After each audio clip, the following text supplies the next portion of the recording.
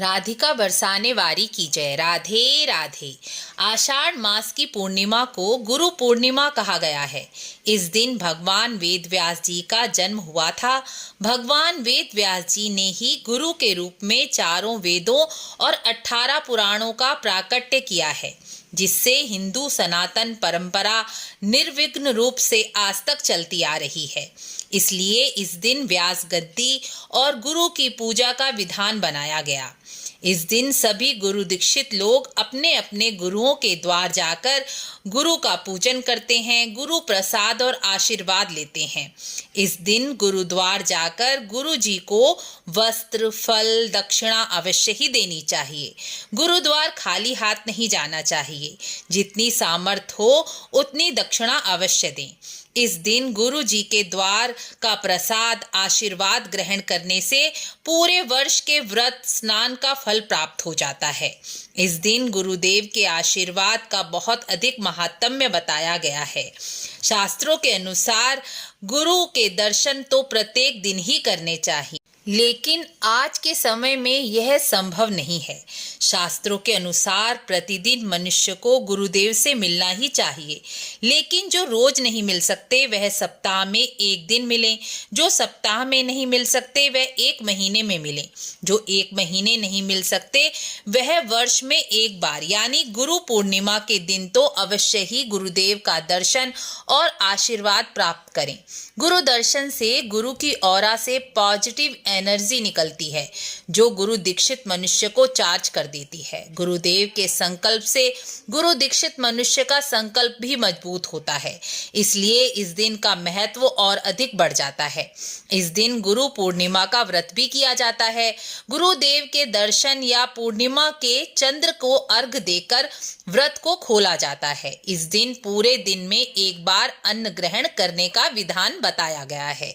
शास्त्रों के अनुसार प्रत्येक मनुष्य को गुरु से गुरु मंत्र लेना ही चाहिए, अर्थात गुरु दीक्षित होना ही परम आवश्यक बताया गया है। इसके बिना मनुष्य का कल्याण नहीं हो सकता। हम जितना पूजा पाठ, मंत्र जप, कर्मकांड, उपाय कर लें, लेकिन यह अपना पूर्ण फल तभी दे सकते हैं जब हम गुरु दीक्षित हैं, अर्थात गुरु मंत्र की दीक्षा प्राप्त किए हुए हों।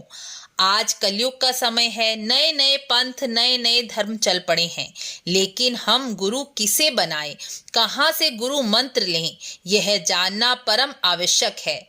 गुरु दीक्षित होने का अर्थ है गुरु के प्रति समर्पण होना, गुरु का दिया मंत्र, उनकी आज्ञा का पालन करना।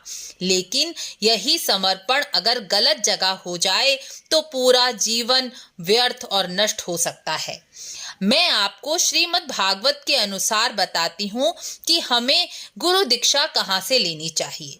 श्रीमद् भागवत के प्रथम अध्याय में जब नारद जी पृथ्वी पर कलयुग का तांडव देखते हैं तो सूत जी से कहते हैं कि कलयुग में मनुष्य अधर्मी, पैसे के पीछे भागने वाला, लंपट हो गया है।